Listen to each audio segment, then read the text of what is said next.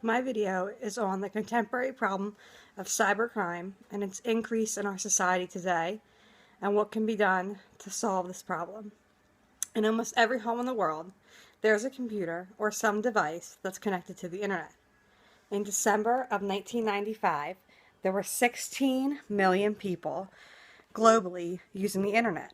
In June of 2015, that number went up to 3,270 million users globally. Because of the large amount of people using the same networks, our system have become vulnerable to the threat of a new, more common type of crime known as cybercrime. But what is cybercrime? A cybercrime is any illegal act that is committed by someone utilizing a computer or a network system through the internet. Cybercrime is committed with the use of the internet and computer services. Cybercrime affects large companies as well as typical American citizens and citizens all over the world. In the past, this type of crime has taken a backseat to traditional crime. This is not the case anymore. Financial and business transactions are now, more than ever, dependent on computer and the internet systems.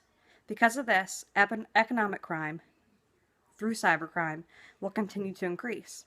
The first step to being aware of this issue is to be educated on what cybercrime consists of. There are three basic types. The first is crime committed through the use of the internet, which includes cyber attacks and the transmission of viruses. These crimes can be committed for political purposes, such as cyber terrorism. These incidents can cost our nation up to $200 million, some cases individually, alone, costing $50 million each to our government. Cybercrime can also consist of the use of computer and the internet for harassment purposes, such as cyberbullying. Other forms include alteration of data, financial theft, unauthorized use in the copying of licensed items, Trojan horses, and destructions of their systems and data. Classification, secondly, can consist in terms of vulnerability through a computer's hardware, software, network, and information and data that are held in the system. Hardware is a physical part of the computer. That's the stuff you can see, such as the terminal, the monitor, the printer, and the modem. Software includes programs and information that are made up and are on a computer. A network is composed of systems computers that are connected through communication media. Computer crimes that are committed through the use of a computer system are the third type of crime, and this type of cybercrime can shut down a whole organization or company.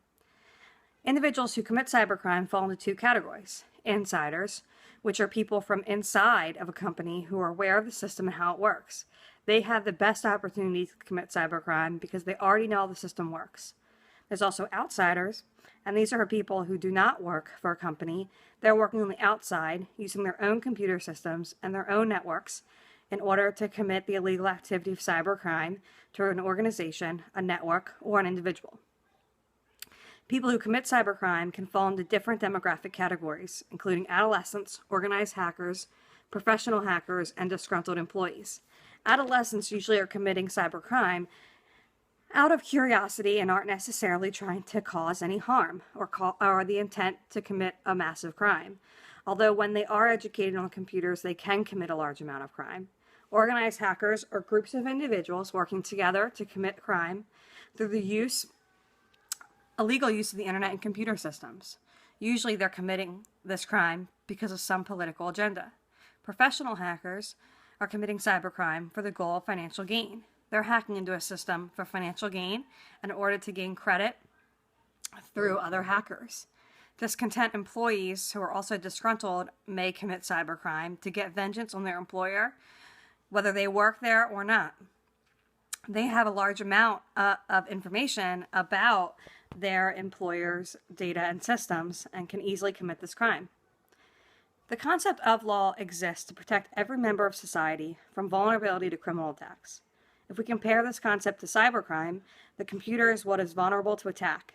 Computers are such an easy target because there's such a large amount of data in such a small space. Criminals can make their evidence disappear also when they're committing cybercrime. Our government has been aware of the need for legislation that deals with cybercrime since 1983. This legislation first attempts were made by the Comprehensive Crime Control Act of 1984.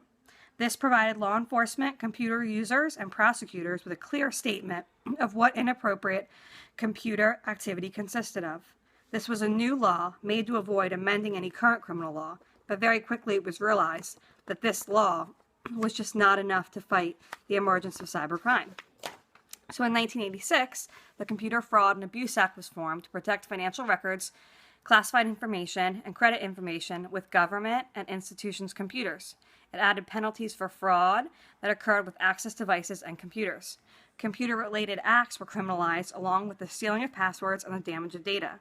The CFAA was useful, but it also had limitations because it only protected those of federal interest. It was more useful than previous legislation, but it had limitations of its own. With limited coverage to only federal government computers and financial institutions, it also did not have provision to prosecute minors. The Act was amended 8 different times in 1988, 1989, 1990, 1994, 1996, 2001, and in 2002 by the Patriot Act. The last time it was edited was in 2008 with the Identity Theft Enforcement and Restitution Act. The Patriot Act held that protected computers outside of the United States that were used for interstate commerce or foreign commerce with the U.S. The amendment in 1994 added a clause so that if victims of cybercrime could seek restitution through the civil court. The Identity Theft and Assumption Deterrence Act of 1988 was put into place to deal with extensive network crimes. This act prohibited the transferring, stealing, or using any person's organization identity without their authorization or to engage in federal activity that would violate the law. The Access Device Fraud Act deals with fraudulent, illegal activity such as conspiracy, wire fraud, and bank fraud. An access device is a card, plate, or code, personal ID number, or mobile phone that is used to obtain goods, money, services, or anything of value. Despite this legislation that was put into place to deal with the growing issue of cybercrime, it's just not enough, and more needs to be done in order to deal with this contemporary issue and help to probably not end it, but to definitely solve and provide more deterrence for future crimes being committed. Cybercrime is now showing up in the media. Citizens of our society are becoming highly concerned over their safety in the cyber world. There's also concern because very few cases make it to prosecution. There are millions of threats of cybercrime in society every day, yet very few perpetrators ever receive any punishment.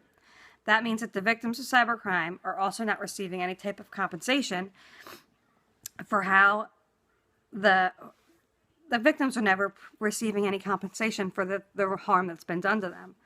In 2007, the House of Lords of Science and Technology Committee reported that the internet is increasingly the playground of criminals. They urged the government to take a stronger stance on the fight of cybercrime.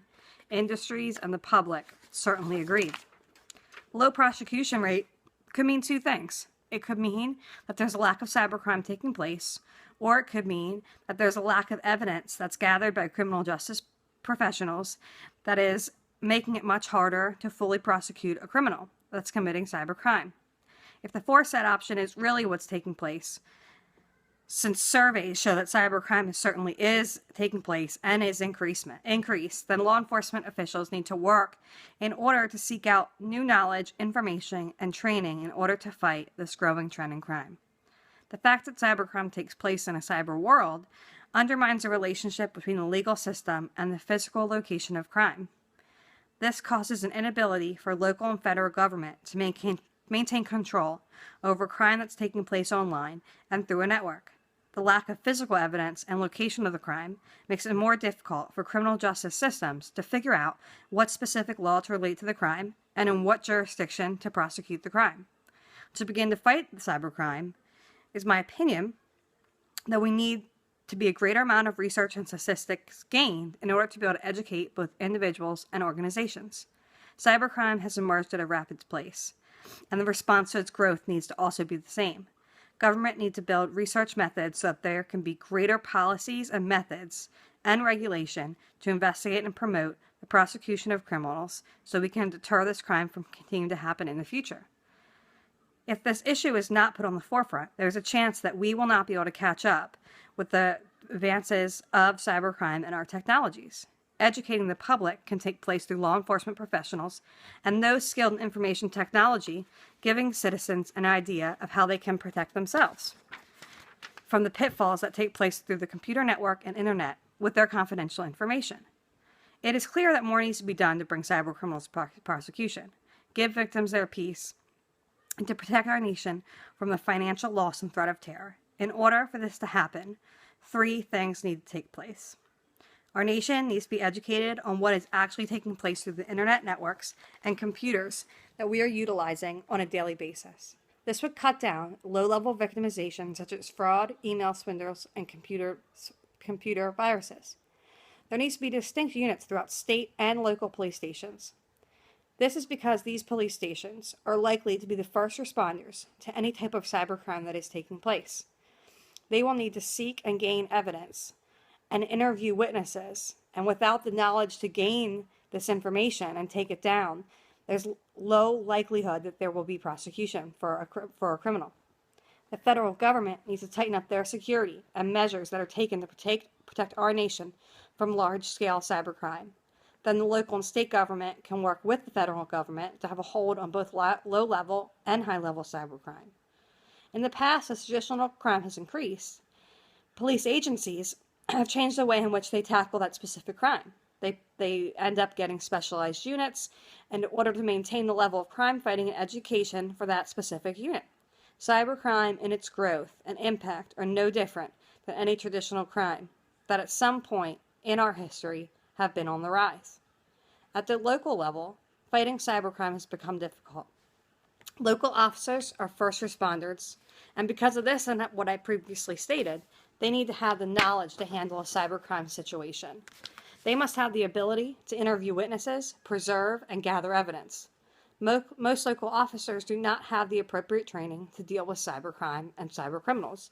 Officers who have a greater knowledge about computer technology and its negative effects on society have a greater interest in fighting cybercrime than those that do not. More training programs should be available for these officers on a local level to promote the fight on cybercrime on the front line. To find out what can be done to heighten the awareness of those within the criminal justice system, it'd be helpful to gain research and findings associated with what needs to be done to help their training.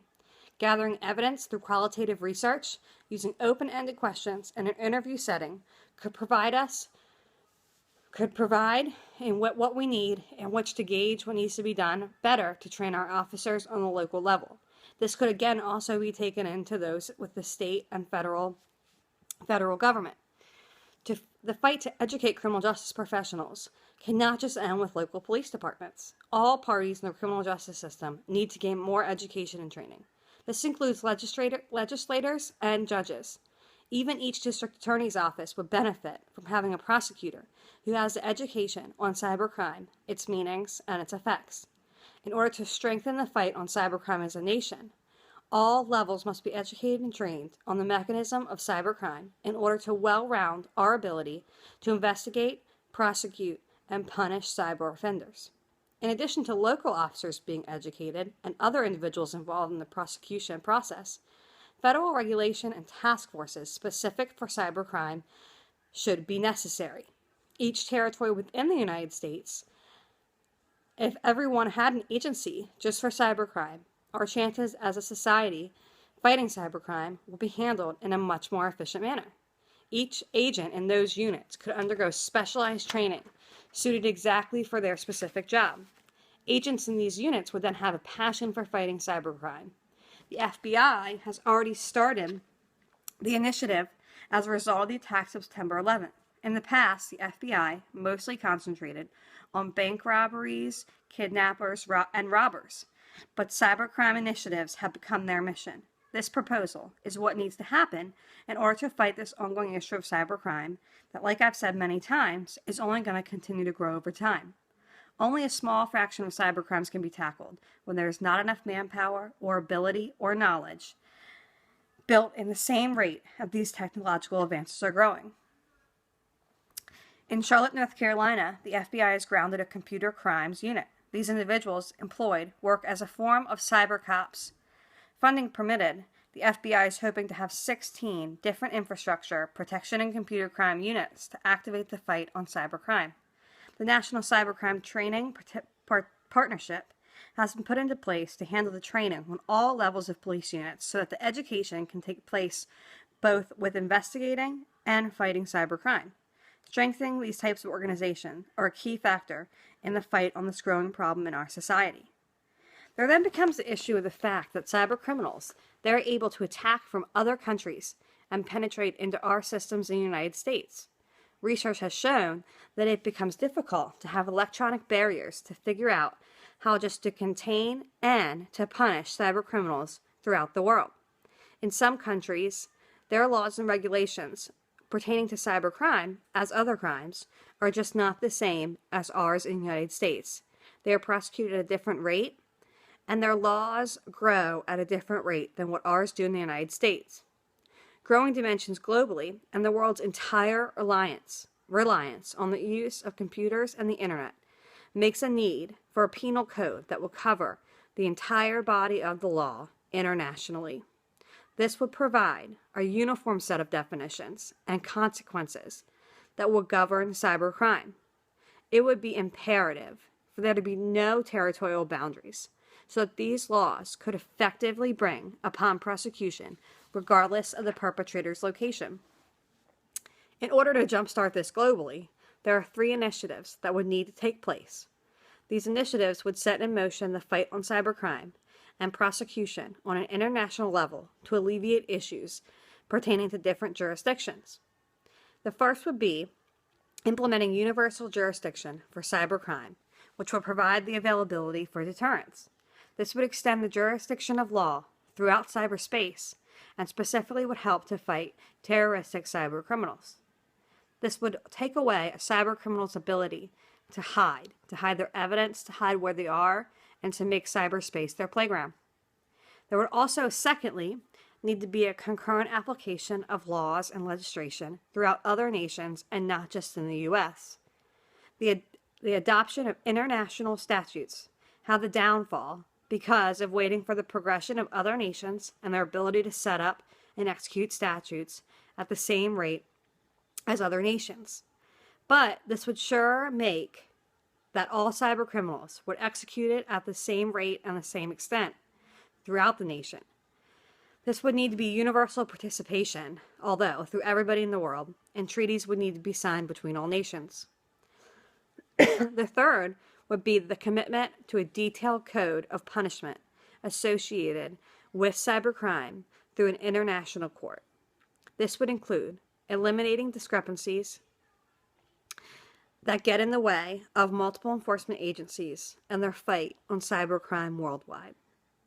Adding together these 3 predicted changes nationally, with the use of deterrence and prevention, and the gaining of a common knowledge and definition about cybercrime, this will only further the nation's ability to have a leg up on cybercriminals in the present day and the years to come. This will also help to ensure the safety of computers and the internet that are used by billions of individuals on a daily basis.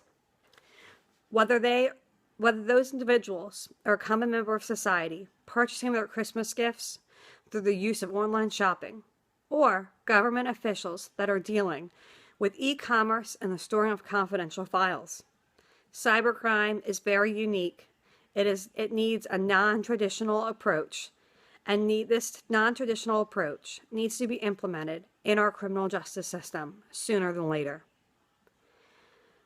The steps outlined in this presentation, which are also outlined in my paper, may not completely get rid of this contemporary problem that's running rapid through the United States, but it may light the spark to pursue growth and change, to give more prosecution to cyber criminals, to provide a greater deterrence for those that are going to commit these crimes in the future, and to make sure we are all protected when we are using the internet, using a computer system, or taking part in a network.